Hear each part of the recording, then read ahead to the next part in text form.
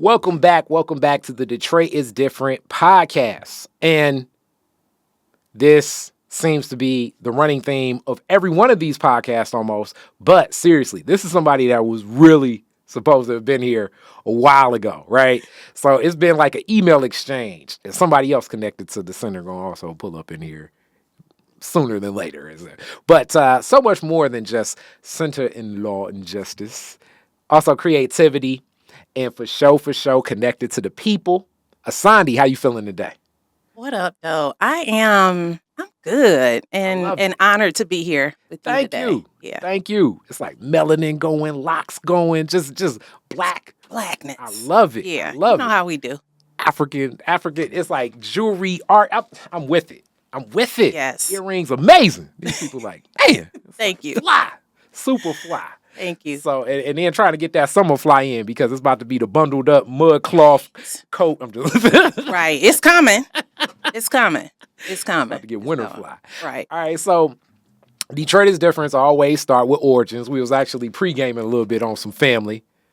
How many generations deep are your people to the city? So it's interesting because I hear different stories, and I'm going to lean into my maternal side of the family because I'm more intimately familiar with that story. Mm-hmm. And so what I know is that my mother was not born here. Okay. She was born in Macon, Georgia. Wow. And her and her sister and my grandparents moved here in around 53 or 54. Okay. And however, there were other relatives who were already here. So I know that there are roots here on the maternal side in Detroit at least about 80 years ago. Okay. But we don't have a long generational history like many other Black families in Detroit. So Georgia is the other key state, as I've done these Detroit. It's Alabama and Georgia. They are the top running for Black folks. Yes. So, but Macon, Georgia.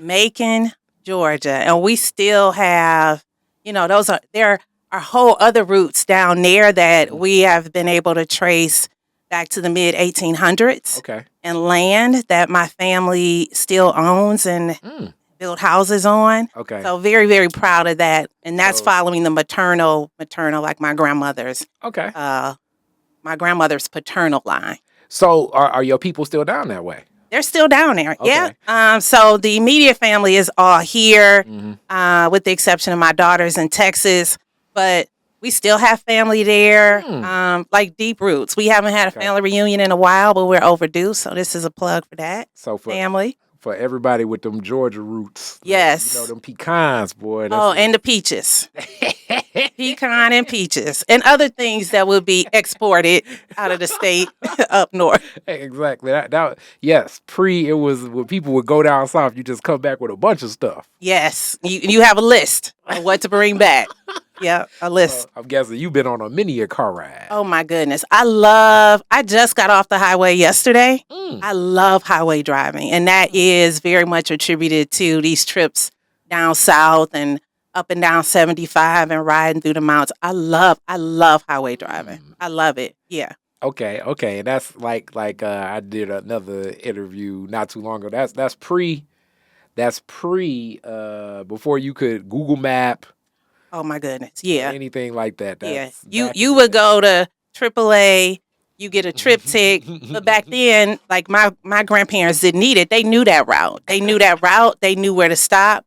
We weren't navigating the green book, but we had the fried chicken in the brown paper bag. We had the sandwiches because you were only stopping to get gas. And when you stop to get gas, you use the bathroom and you keep it moving. Okay, so now that's also a different cultural experience. Driving with your grandparents, what was so now we leaning into this story. What was the playlist? I was hoping you were going to ask that because I remember particularly my grandfather, who we called Papa, who's been an ancestor for 2 decades. He had a CB radio, so he could communicate with the truckers so they could look out for the police. Or the state troopers. but he had 8 tracks. And so very, for real, so we were listening to blues. And one of the lessons that I still have is the person that I still live by is the person that's driving controls the radio. They control the music. And it is important for that driver to be good and have what they need. And if you sit in the front seat, you are the co-pilot. You cannot go to sleep if you're in the front seat. The way that story was just told, I can only imagine this may have been a parental lesson. Oh, for sure, for sure. But I tell people now, like if we take a road trip, like I'm not getting on the highway without music. Like I need that music. So there would be times when my grandfather would drive. We knew we were listening to blues. We knew that. Okay, we knew. Or now, country. Between me and you. Okay, wait. We coming back for some country. But between me and you, anybody that knows me knows, first off, I love throwing that in jam, and I miss that. But I'm seeing them soon. But I love blues. Okay. I didn't know that. What blues we talk? Because it's different arcs of blues. And I'm more of a Bobby Bland guy than a B.B. King guy. But I love B.B. too. B.B.'s amazing. He listened to both. So the story that I was told, because I don't remember this, but when my grandparents moved for a while, they stayed on Philadelphia Street. Town. Yep, Philadelphia Street with my Uncle Jimmy and my Aunt Daisy. Okay. Before they moved to the Eastside in a community adjacent to Conant Gardens. They were off 6 Mile and DeQuinder. But they had renovated their basement. So there was a bar in the basement. And that's where my grandfather would hang out and play his records. Okay. So I was told that, I don't know, I guess I was around 1, that, because I spent a lot of time over there. And so I was in the basement with my papa, and he was playing Jimmy Reed. I started walking, listening to Jimmy Reed. Ain't that something? That's what I was told. Now that Jimmy Reed, that's some for sure. Yeah, that's some for sure. That's down home. Right. That's down home. Like for real. That's it really what it sounds like. Your granddad was the DJ. Yeah, actually I didn't even think about it, but yeah, like he would be down, and if we like holidays or whatever, we in the basement, he playing his records. He was playing his records, and I have some of his records I'm fortunate to have. Okay. There was also some jazz. I didn't recall him listening to jazz, but I found like a Charlie Parker. Okay. Bird, I like that. Yeah, and it's an album that he did. I don't know if it was, I can't remember the other art, but like 2 iconic artists, jazz, and I have that album. Okay, cool. It's from his collection. So cool. He was a DJ. I didn't even think about it like that. Yeah, see, he was spinning record. Yeah, he was spinning DJing. record. That was when he was DJing with one table, so you really was on point. You had to know. Right. So I'm guessing a lot of trust was in your granddad. Oh yeah, keep the party going. Yes, keep the people a drinking. Yes, and the cards playing. Okay. All right. So with that, we already got kind of Philadelphia and Conant Gardens. Conant Gardens, I'm guessing, is what you remember most growing up. So, yeah. So my grandparents lived in their house on St. Aubin, I think for about 60 years. So after my grandfather became an ancestor, a few years later, my grandmother was finally ready to like move and moved into a senior living complex. But I still live in that general area. So I'm still on the Northeast side. I love that community. I'm near by choice. And I still have my uncle, my grandmother's son, lives also in that area. He's actually in Conant Gardens. Wow. So our roots are still there on purpose, by choice. Well, shout out Conant Gardens area. Everybody that knows that, I immediately think Persian and also the hilarious Martini Harris, as you always be shouting out Conant Gardens and so much more. Like just that community is also like the Mongolian. It's a little bit. It's Detroit is different. That neighborhood is different. Yeah, the neighborhood is. And the history of that neighborhood is really interesting as well. So it's rest in peace, Sam Fiddler. Yes. Bubs too. Just that whole, like, I'm always thinking like, this is a little bit different. What was it like growing up for you? So it's interesting because I have lived east and west. So for a short time, probably the first 10 years of my life, I was on the west side. Whereabouts? I don't remember the first house, but the last Sounds place I familiar. remember Yeah. living, where I know we spent a number of years, was on Abington Street between Plymouth and Chicago and Oh. Southfield and Greenfield. Okay, so like the Cody neighborhood. Yeah, that was Cody. So, but we moved from over there, I think, when I was 10. So, but I remember being there, and I really love that neighborhood. And there was diversity in that neighborhood. I remember having Hispanic or Latino neighbors, white neighbors, going over neighbors' houses, and like the old school. I remember that. And then we moved, stayed with my grandparents for a couple of years. My parents got divorced, and then I moved to a different part of the East Side between Outer Drive and 8 Mile, not far from like Farwell Middle School, between Mound and Ryan. Okay. And so from there, we were there 5 years. And while we were there, I finished middle school at a private school, but I went to Osborn. Ah, you went to the Bourne. I went to the Bourne. Oh, We man. were closer to Persian, but my mother was like, absolutely Hilarious. not. Hilarious. So I ended up at Osborn, and while I did not want to go there, it was her decision for me yes. was appropriate. It was the best decision. To go to for a mom to that's kind of like I chose not to go to Central because when we moved to Russell Woods, I'd have been hanging around all these 12th Street people all day and crossing Dexter, and went to Northwestern. It's almost like to go to Osborn instead of Persian is like going to Northwestern over Central. And shout out to the Coats, mighty Coats. But still, it's definitely one of those places. And Osborn got its own character. Oh my goodness, I tell people I would go back to high school in a minute. I loved. We had extraordinary teachers. At the time, they had a program called Omega. I forgot what it was an acronym for, but it was a college prep program. A number of the friends that I have, I met in high school. Wow. Still hold those friendships. Just like part of my radicalization was at home, but also happened at Osborn. Okay. I just learned a lot, and just am so grateful. Like my independence, discovering my voice in many ways started at that school. Okay. Who were some of these teachers that connected? So I had a journalism teacher because I was going to be a journalist, was the dream. Her name was Elizabeth Natter. I had I think he was an American history teacher, Mr. Aswa Issa. I don't know if he's still teaching, but Mr. Issa was the man. I appreciated him, but I didn't appreciate him as much as I should have until I got out of there. Just teaching us about John Brown. Like I remember him really teaching us, I don't know if he used the language, but about Black and American history that you didn't often hear about beyond MLK. So, just extraordinary. I had Mr. Calico, I think was my world history teacher, Miss Tucker for science. I just had some really great teachers there. And then with it, because you definitely, like, we talking Osborn, you talking black folk. Yes.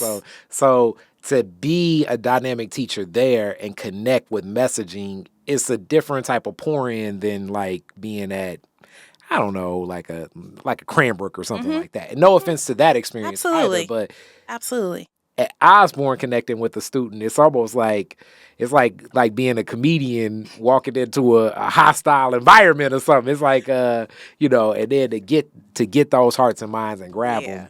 And and all the teachers were different. I remember Mr. Gates taught us English, and I remember being introduced to different books that I don't know that I would have ever read, and him really challenging us.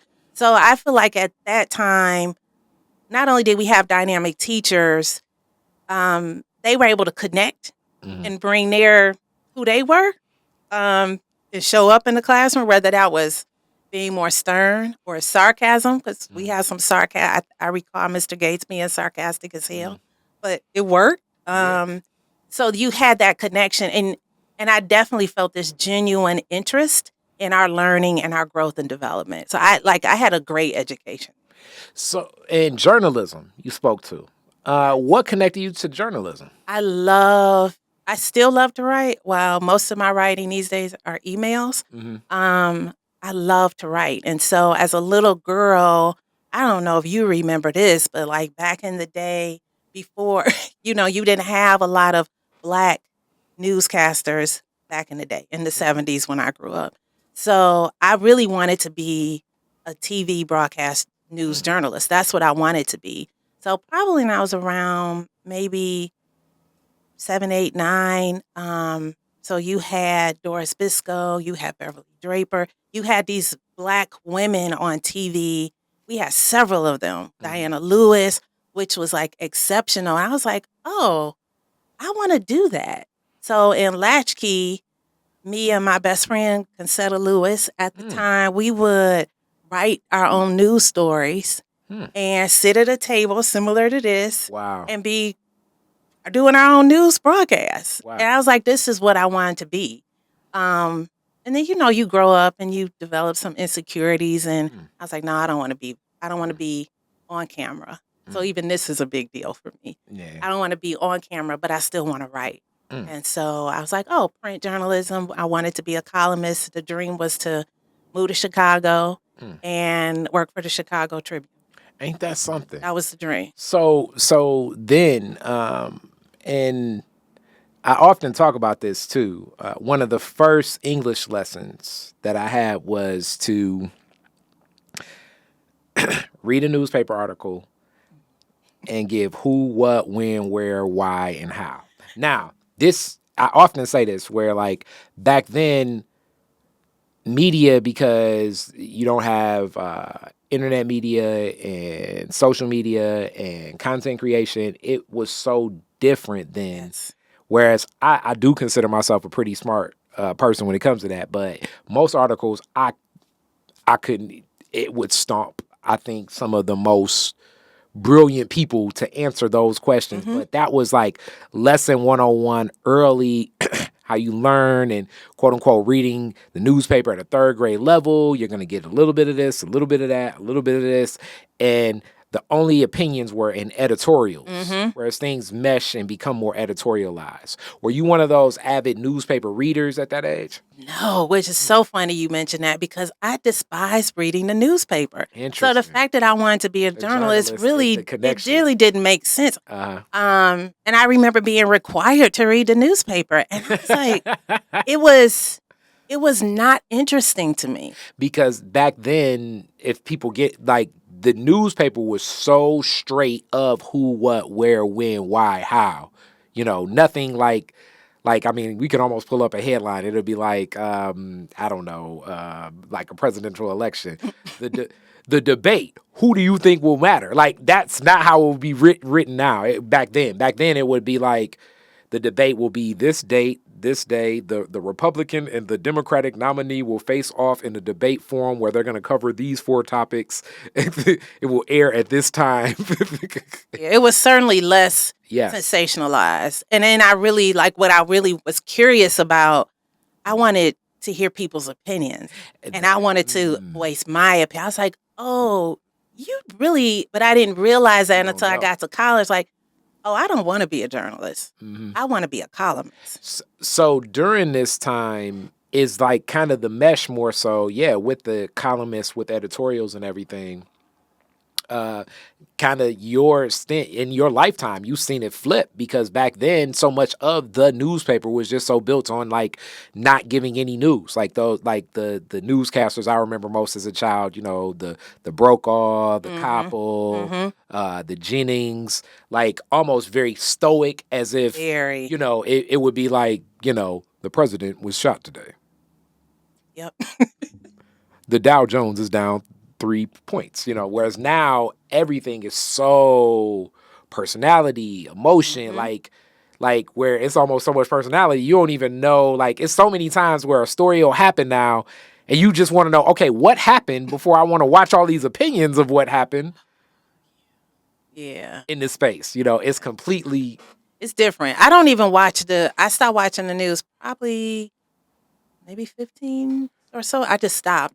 But I stopped because I would get up in the morning, turn the TV on, watch the news. And then I realized, and it may have been even longer than that, that I have some empath quality. So I was like, I'm starting my day with all of this negativity. And then I would end my night watching the news. I was like, just stop. It's interesting you Just speak stop. to that. As often in journalism, they say if it bleeds, it leads. Because yes, you're right. Even, I'll try to sometimes turn it on to just get a local forecast. But even before the local forecast, I'm going to hear about some shooting, I'm going to hear about some violence in my community. Usually, it's going to be like, man, because I don't know what's going on now. It's like, light skinned dudes with crazy afros seem to be. If you're a light skinned man with a crazy afro, brother, Oh, the news is gonna have your mugshot on TV. So it's like, what is going on here? But it's these iterations, and you're right. How does that incept and it go on? And I also think that creates the heightened sense of fear of so many of the elders, because when they talk so much about crime and living in the community I live in, the streets are hiring. I ain't The streets are hiring. The streets are hiring. For sure. But usually the streets hire people that are connected to the streets. Like the quote that Mayor Kilpatrick used to often give. It's like 80% of the crime happens to people connected to criminality.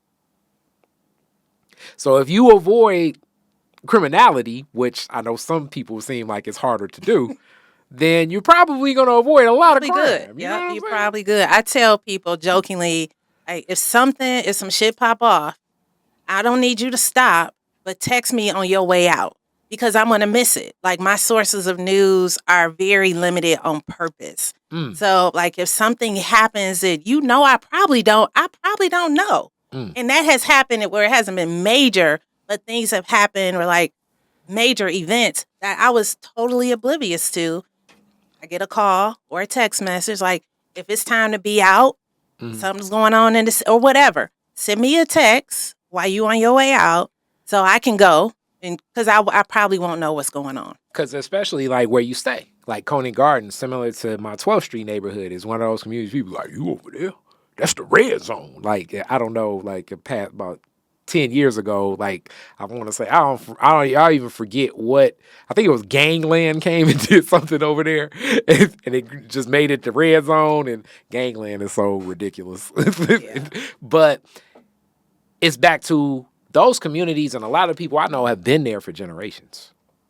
On my block, like many of the streets, I can't say all of that neighborhood, but on my block, most of the people have inherited their homes. Exactly. So when I moved, I think they were looking at me when I moved over there, like, where you well, y'all don't know me, but I got roots. So I had another aunt and uncle that lived around the block from me, and they were there at least probably 35, 40 years. So I was like, y'all haven't seen me, but I got roots. Yeah. I got roots. Yep.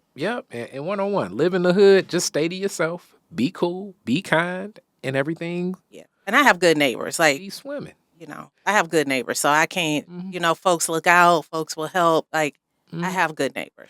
So in this, back to like, I guess that path in journalism, but writing. So what was the writing that you poured into more so?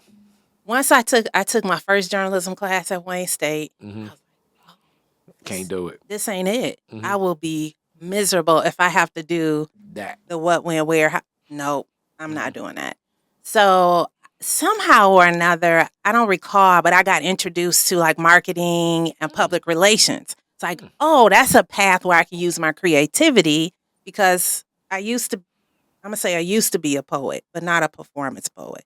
So I was like, there's this creative energy in me that doing PR or marketing would allow me to tap into. So I was like, well, I can pursue that. I can pursue that and make a career out of that, which was the intent. I did an internship at a marketing communications company that was located in Dearborn. At the time, I was working for the YMCA full-time. I was going to school at that point, part-time, and working full-time at the YMCA, where Comerica Park, like way back YMCA, where Comerica Park is now, used to be the downtown YMCA, and the corporate offices were upstairs, and I was working for one of the senior VPs. And that was my first nonprofit job, which I had no intention on. That was connecting. That's I had no intentions. I didn't even know really what nonprofits were. Mm. So I did this internship and was there for about 3 months. Was really working hard to kind of turn that into a permanent position. There was nothing available, but they reached out to me a few months later. It's like, we had this opening, this entry-level opportunity. I took it, and they wanted me to work on an account that was really providing some communications and fundraising for Detroit PAL. And so kind of sports again, so and like nonprofit. sports and nonprofits. They were like, we know you've been working at the Y. And I was picking up things just by being in the space, but not intentionally absorbing or learning or paying attention. But I understood like some things about how the United Way worked back at that time, how you do re-granting. So I understood some things.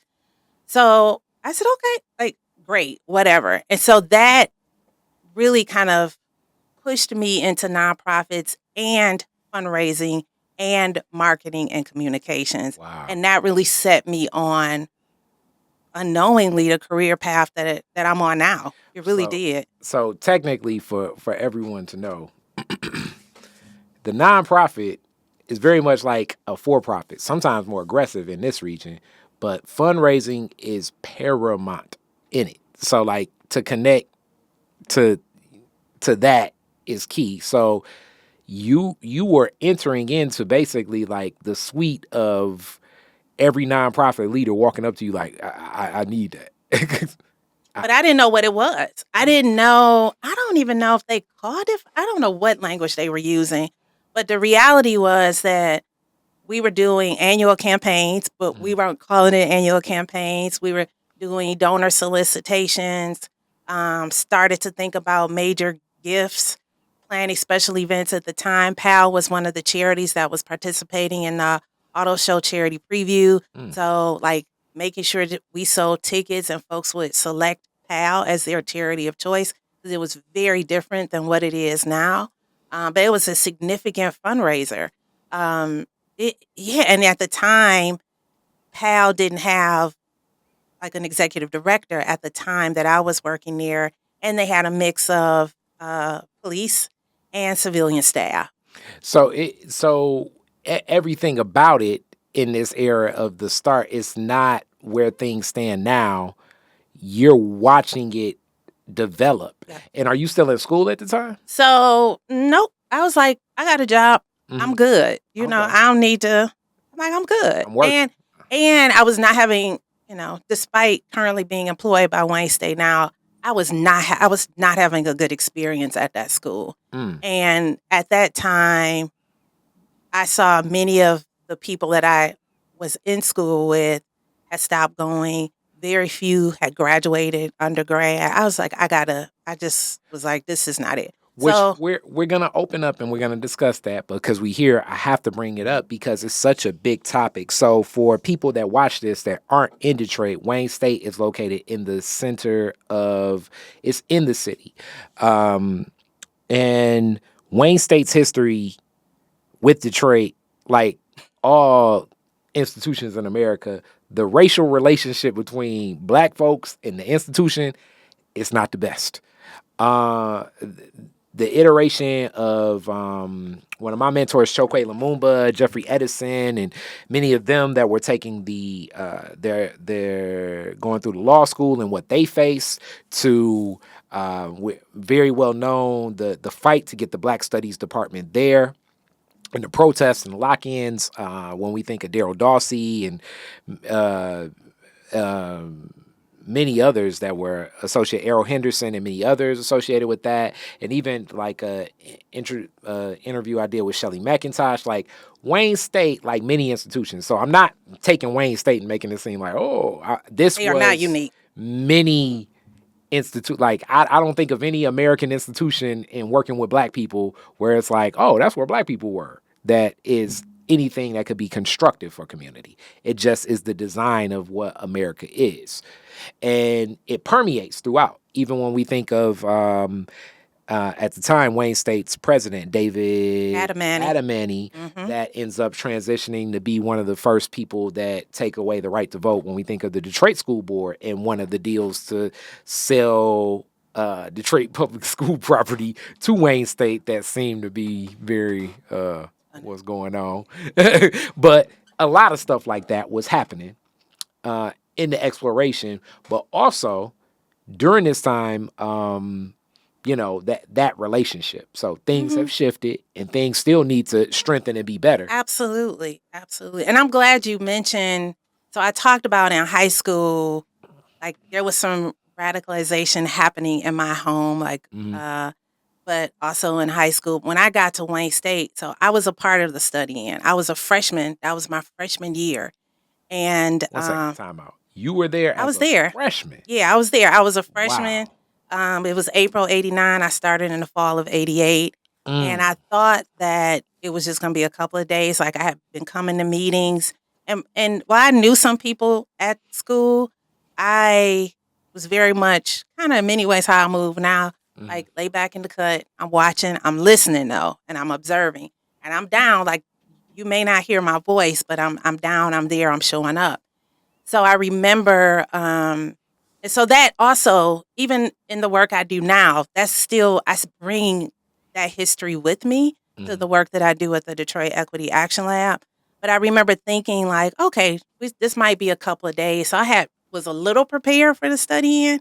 I didn't expect it to be, I think, the 11 or 12 days that it was. But it was a pivotal moment in my life. And definitely demonstrated for me for actually a second time the power of collective action, like for real collective action. And so when I meet students, I met someone not too long ago who earned their bachelor's in African studies or African American studies. And I was like, I always feel that sense of pride.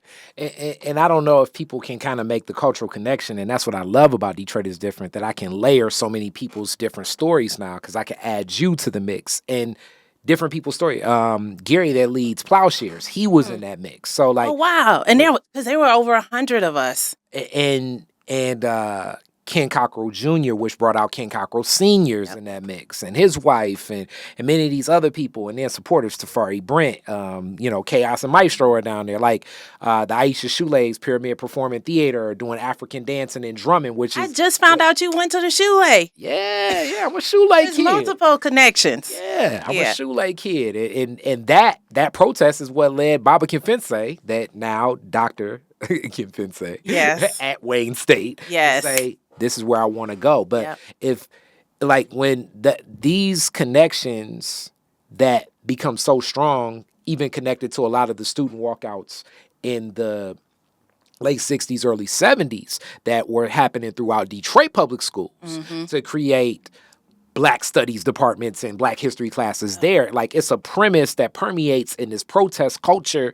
that a lot of them were like, yeah, we got to stand tall and with it, because it was support from so many of your parents that knew, nah, we supporting this. But still seeing in a Black city a deadlocked organization that stands and feel as though they can operate independently, and it completely changed.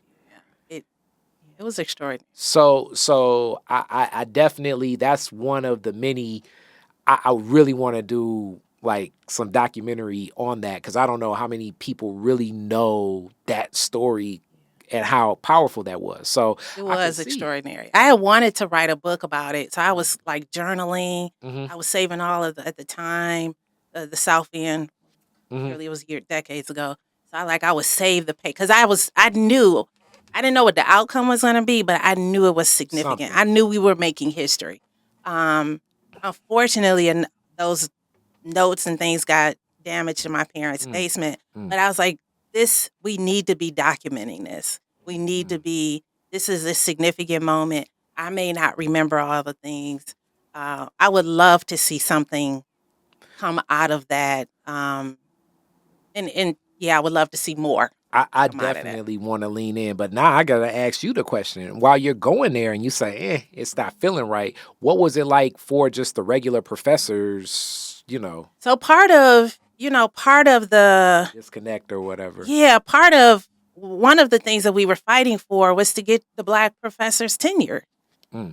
So, You had, at the time, Mama Aneb, Dr. Gloria House was a professor there. You had Patricia Coleman Burns. Those were the two that I really remember, but you had some other professors who were there who were clearly hitting they weren't getting tenure. And we are talking some badass professors, not like mediocre, like, oh, they Black, we just gonna uplift them.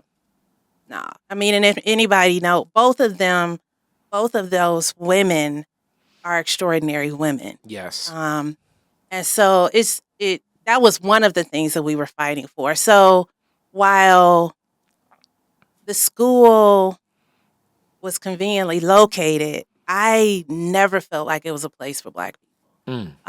And so because I was able to get into what I thought was my career without the degree, I was like, I'm good. I'm good. Because I was like, I don't know that there were so many barriers, systemic barriers built into the graduation requirements. I was like, I don't know if I'll ever get out of here. And I was hearing similar things from other Black students who chose to tap out. And because we were commuting, you didn't have all the residential facilities you had now. And so everybody was working. Yeah. Everybody was working to go to school. So if you could work and you making it do what it do, there were some of us that chose not to continue. So I was one of those until I hit a ceiling, I should say, or a wall, and I couldn't move because I didn't have this paper. The paper. I didn't have this paper. So I didn't go back to Wayne, but I ended up finishing at the University of Phoenix early when they were here. So I was going to their Southfield campus for classes because I was like, I just need the paper to get done, and then I can get a master's in what I really want to do. And I'm one of those people that get my degree later as well. And being an older student is, for me, I needed to be an older student because for my presence of mind. Yeah. What was it like for you? So my path was to go to Michigan State, work for the state news, and then I was going to Chicago. Yep. I had no intent. That was the plan. That was the plan. I don't believe I even applied anywhere else. I was going to Michigan State. Everybody knew that I was going to Michigan State. That's all I talked about. So I ended up at Wayne because they had a Journalism Institute for Minorities program, which they still have now, but it's different, where Black and brown students could get a full ride excluding your books. There was no housing, but your tuition was paid. And I had to apply. My mother made me do it. My journalism teacher, Miss Natter, was like, you need to do this. But my mother said, you don't have to go if you get the scholarship. Yeah. So you had to interview as part of the process. And I remember interviewing with the director. I think her name was Ruth Seymour, and showing up 17 with an attitude because I didn't want to be there. Just probably disrespectful. And clearly she was able to see through that and offer me the scholarship anyway. Wow. And my mother was like, financially, it just didn't make sense to not go. And so part of, I think, how I showed up as a student was to be rebellious because I did not want to be there. I also I didn't have the maturity. I was a good student at Osborn, but college just allowed this freedom. Even as a commuter school, it just allowed this freedom that I hadn't experienced. So I could go to school and not go to class. Yeah. So the student center building was where I spent most of my time. And I wasn't disciplined. I hadn't developed study habits. I wasn't motivated. I was taking some bullshit classes some of those classes, I was like, why do I have to take these classes? So I was not ready. In hindsight, I was not ready. So being an older student, when I finally went back, I had already had a kid, and I was like, I need to get this done before she starts school. I was like, I want to get done before she starts kindergarten, and I was able to do that. Wow. I didn't get my degree till I was 30. Wow.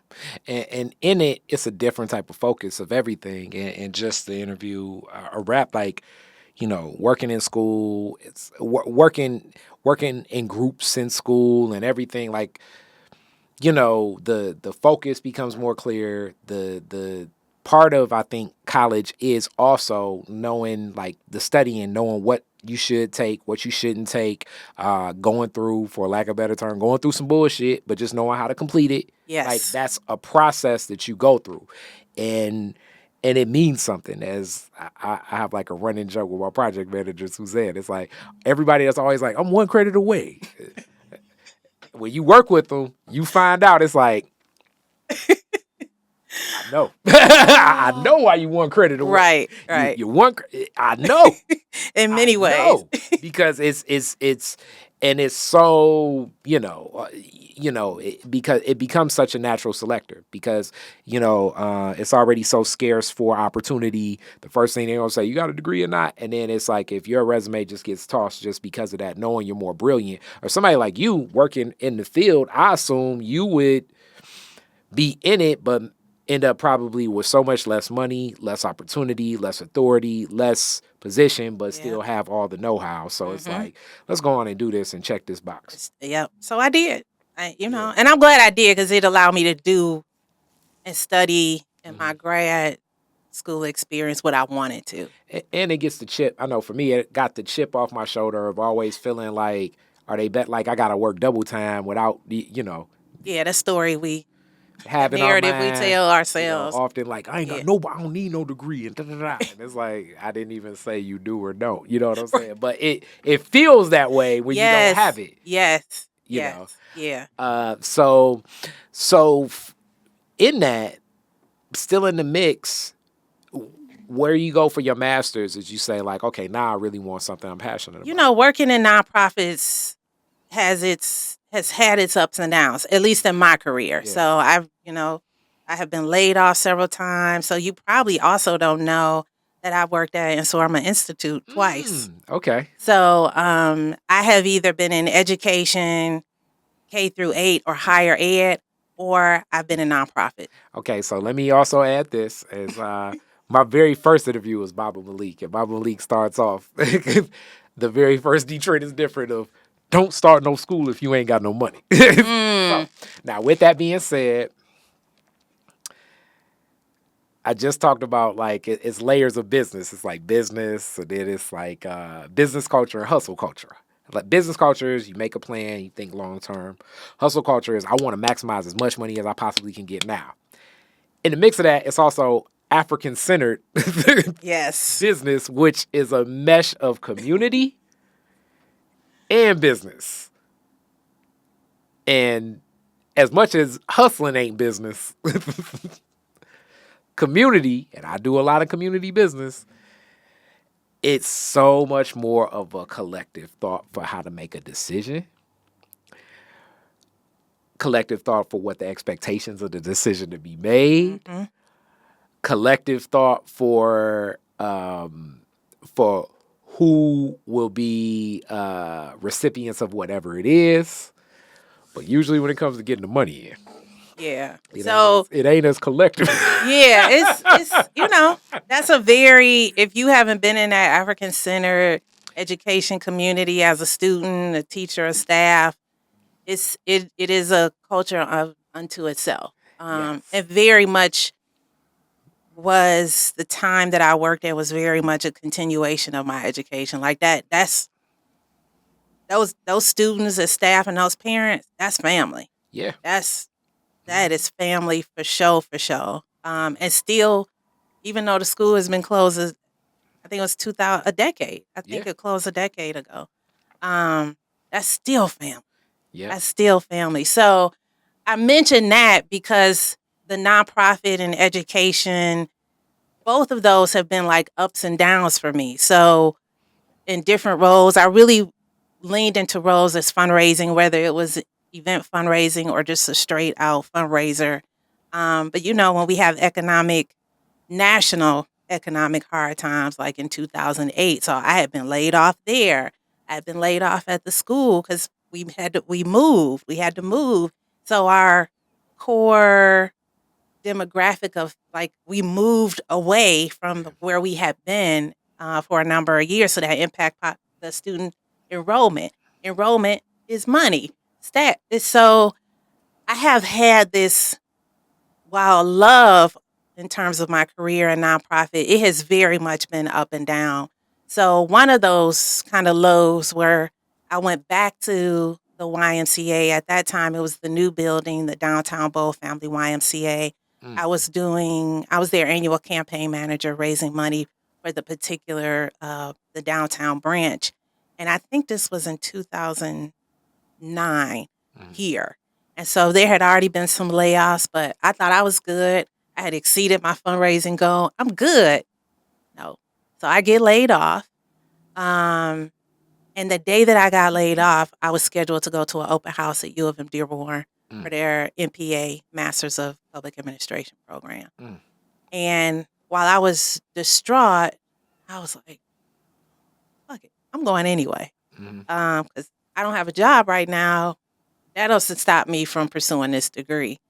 And I did. I went to the open house and learned, and I was like, okay, let me think about what I really need to be doing. At that time, my daughter was going into high school. And so I needed to figure out what the plan and the timing would be, because once again, I didn't want to be in college when she would be in college, just like I didn't want to be in college when she was starting her education as a kindergartner. So I was like, well, I can go and get done before really her senior year, so I can be present for that and help her. Yeah. Then I'm gonna do that, and I did it. And I'm glad I did that. It was a great, But again, I'm an adult. I'm good and grown. I got a kid. And I was studying something that I was genuinely interested in and that I could apply. And also, not only you apply, but you're in the class doing case studies like me in business school, and you're speaking from real life experience versus what the textbook is saying. Yes. Because the textbook, especially when it comes to like something like, fundraising or getting people, it's going to say, well, you just give 10 people a task and give them instructions. You like, hey, no, that don't work. That is not how. That don't work at all. That is not how that go down in real life. Yeah, it's a little bit more complex than that. Send an email to a donor and they're going to send you a check. No. I wish it was that simple. Yeah. So that was a great decision. Did that. And then I ended up was at the school, had got laid off, ended up coming back to the school under in a different role, and really my career has just taken me from, when I think about, I've worked at PAL, I've worked at YMCA, Matrix Human Services, I worked at Mosaic for a minute, different places, and I've been at Wayne for a decade. And Wayne, what brought you back to Wayne? And let's talk. So it's so interesting because when I left, I was like, never coming back. There's no reason for me to come to this university. Yep, for anything. Be driving down Woodward and Warren like, I'm deuces. good. I'm good. Deuces. I'm good. Yep. I'm good. So I came back because I don't know if you remember this. But this was in 2000, I don't remember, 2000, I don't remember when it was. But Wayne State had created this newly formed Office of Economic Development. And out of that department, they had launched a new fellowship program, the Detroit Revitalization Fellows Program. And so Regina Ann Campbell was in the first cohort of that fellowship program, and I remember it launching. I wish I could remember the exact date, but I want to say it may have been. It was mid 2000, so we're late. Yeah, I can't remember the exact date, but I'm gonna guess 2012. I'm gonna say 2012. So when they created this fellowship program, I think at the time I was looking for opportunities. And I remember my mother sharing it because my mother is a newspaper reader. So I remember her sharing that opportunity with me. She was like, this sounds like you should do this. And I was like, okay. So I applied for the fellowship. I just say they don't want me because they didn't. But later I'd end up working there. Mm.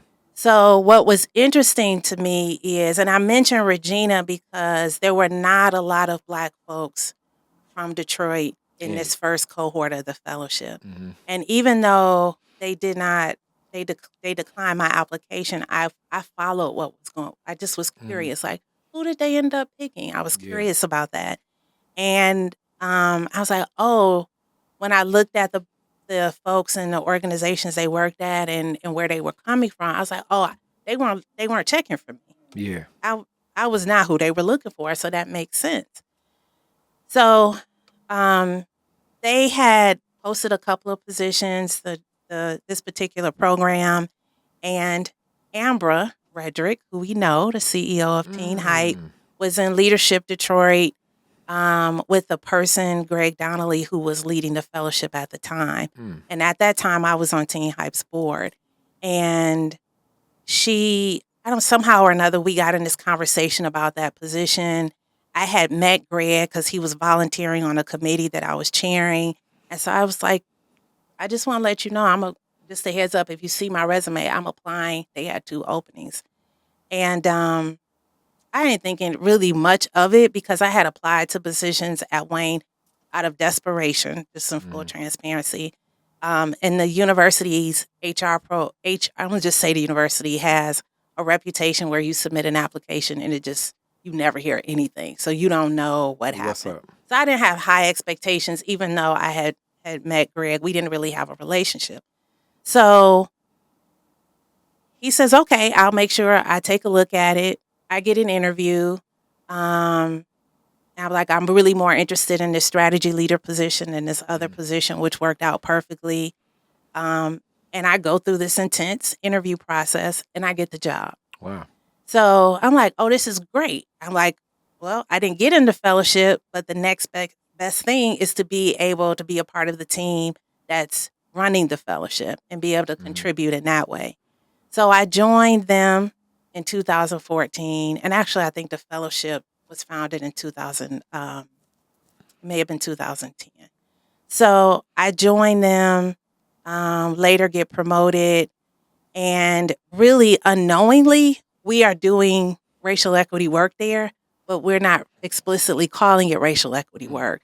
So you look at the first cohort of fellows from the first cohort of Detroit Revitalization Fellows, or what we would call DRF, so you look at the last cohort, and it's very different. Yeah. On purpose.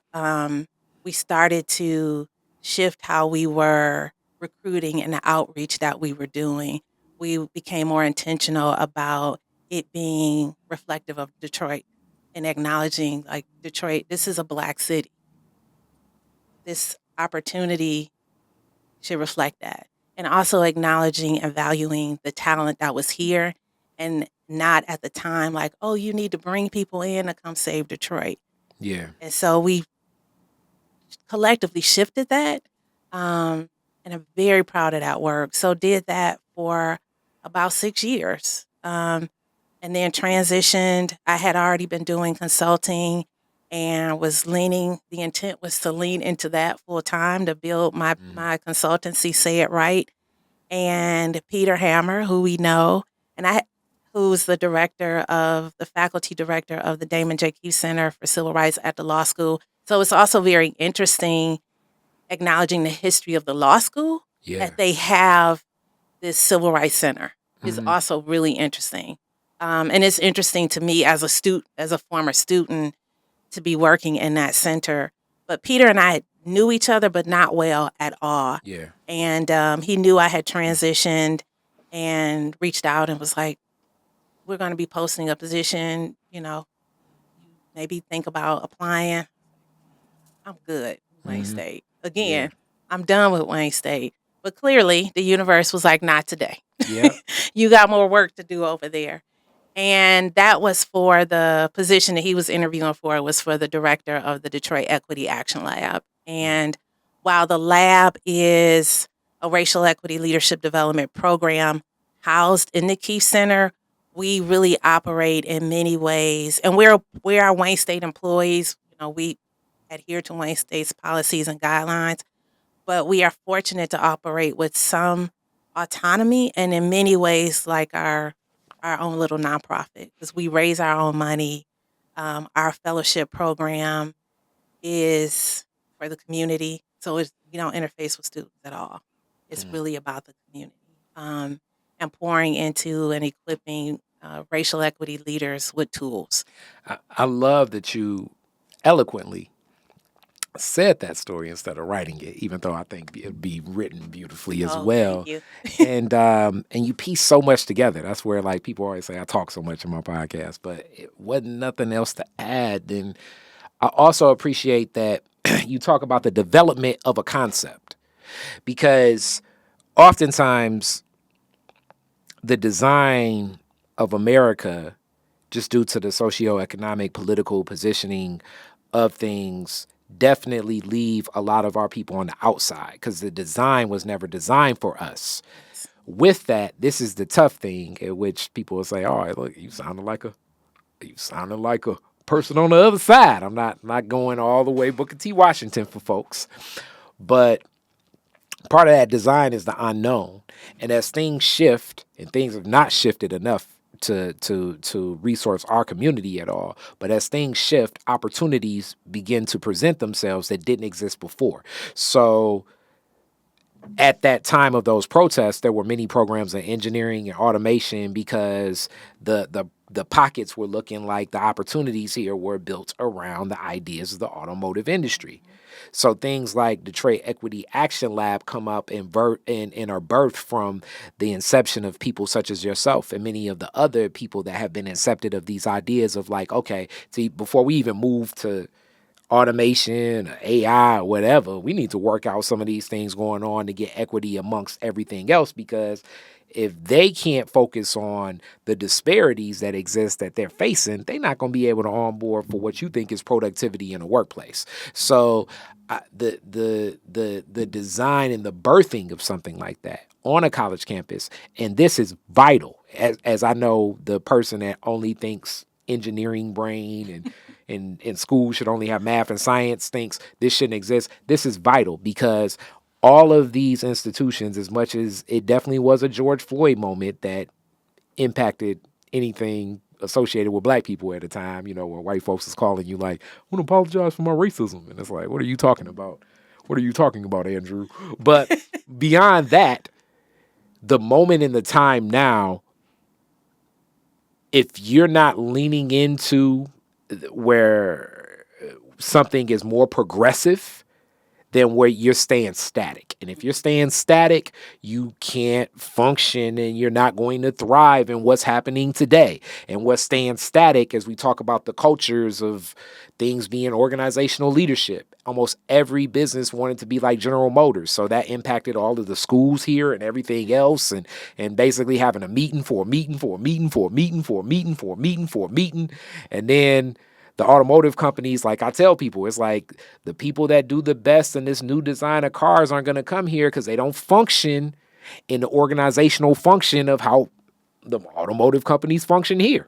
As strange as Elon Musk is, he's closer to what the car designers of today are like, where I'm going to live in Estonia for 3 months, and I'm going to come in through Slack, and we're going to talk through Midjourney about how we're going to send graphics in 4-dimensional imagery to one another.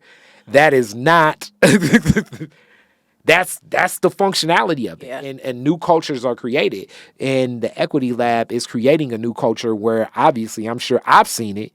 You see a lot of these other organizations mimicking it, which means you're doing good. Yeah. Because clearly they got to mimic it, because when they're looking at who's giving money and if they can stay viable, they're getting the same old two-step, and people are like, we not rocking with that. Yeah, it's interesting. You referenced the George Floyd, Breonna Taylor murders in that moment, and I often remind people, because there's so many people have never heard of Deal, that Deal, we're celebrating 10 years. Yeah. So Deal was like, we didn't just before that.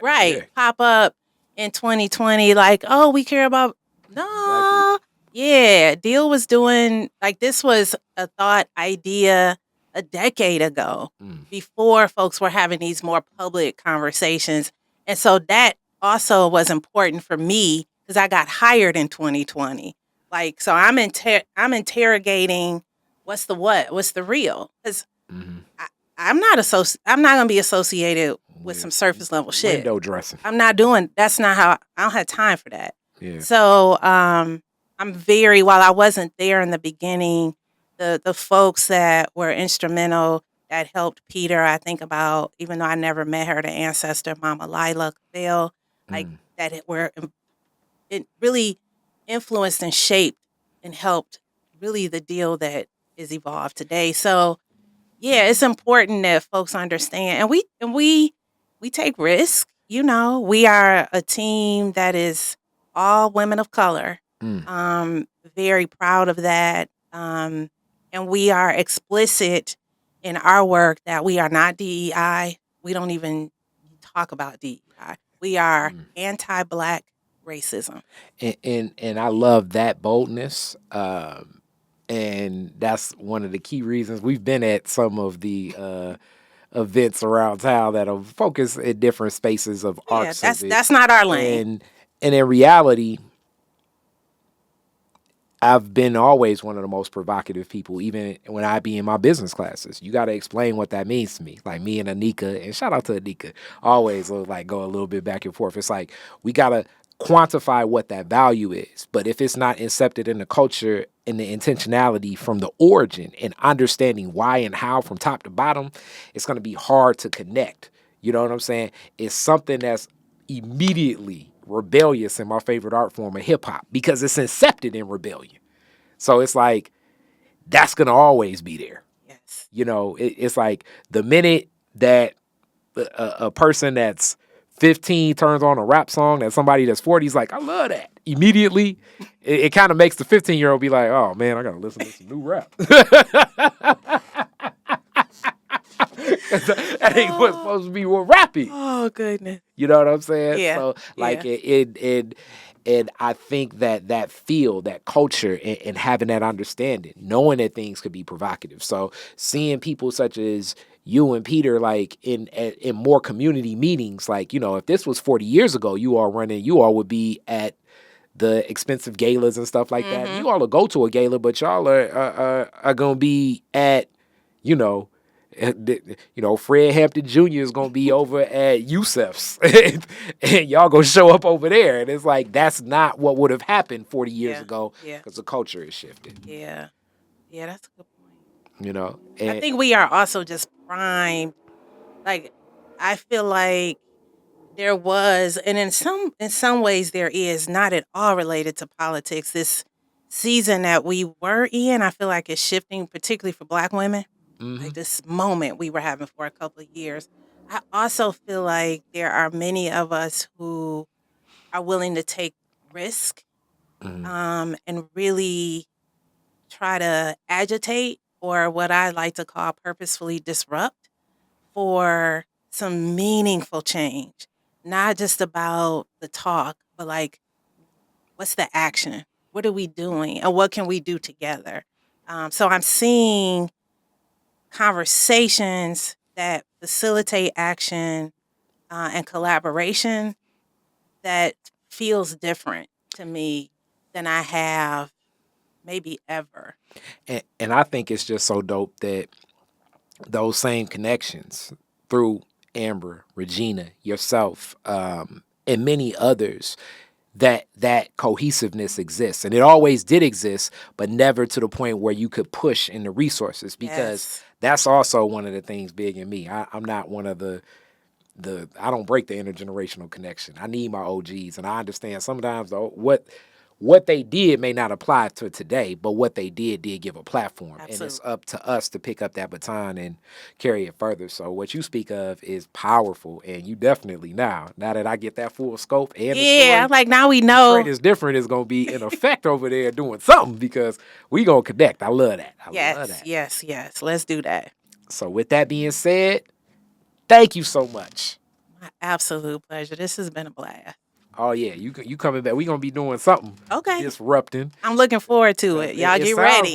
It sounds like we gonna put y'all on helping with me and Yusuf planning. He was like, yeah, we got to do something different with the state of Black Detroit. So it sounds like we may have already in the inception as we kick around. Let's figure it out. Okay. And it don't need to be me. We got some badass fellows, so I don't need to be the one. I'm with it. Yeah. I'm with it. Let's make it happen. I'm with it. Teamwork make the dream work. All day, every day. Peace. Peace, y'all. Detroit is Different is where you get information, artistry, history, music, and even comedy. Detroit is Different, a home for the culture of Detroit. Visit online at DetroitisDifferent.com today.